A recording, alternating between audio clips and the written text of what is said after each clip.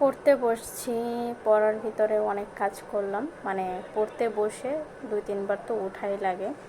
তারপর আবারই গত সপ্তাহে যে জামা কাপড়গুলো ইউজ করা হয়েছে, ক্যাম্পাসে যাওয়া হয়েছে, সেগুলো একটু ধুলাম। আমার তো আর ভাই ওয়াশিং মেশিন নাই, আমি তো গরিব মানুষ।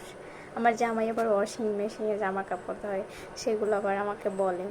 তো যাই হোক, এটা ভালো কথা, সে ওয়াশিং মেশিনে জামা কাপড় ধুয়ে অভ্যস্ত হোক।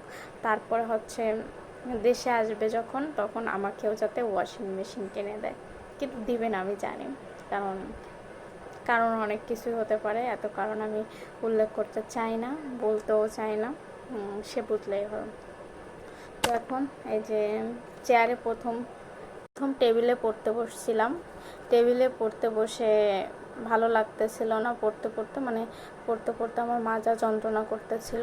যেহেতু তোমরা অনেকেই জানো যে আমার ব্যাক পেইন আর নেক পেইনে দুইটাই প্রবলেম আছে, তার জন্য পরে হচ্ছে আবার সে শিফট হইলাম। আমার মানি প্ল্যান্ট গাছটা অনেক সুন্দর হয়েছে না?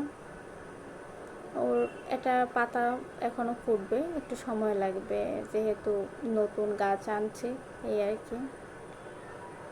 একটা মজার ঘটনা ঘটেছে। মজার ঘটনা, এটা একটা দুঃখের ঘটনা।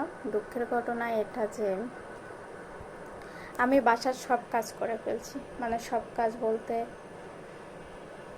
রুমটা ক্লিন করছি, বেডটা গুছাইছি।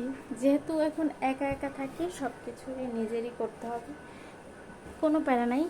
সেও বাহিরে গেছে কষ্ট করতে, আমিও বাংলাদেশে আছি, আমিও একটু কষ্ট করি। পরে টেবিলটা একটু কোনো মতে গুছাই নিলাম।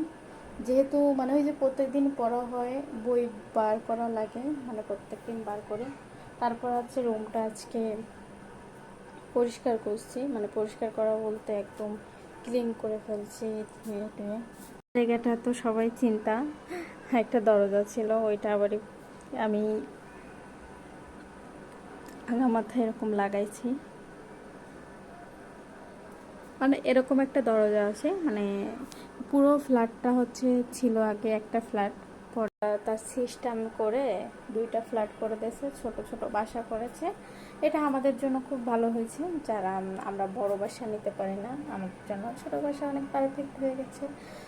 তো এই তো এখন মোটামুটি পড়াশোনাই করতে হবে, কারণ পরীক্ষা এসে গেছে, এখন না পড়ে উপায় নেই।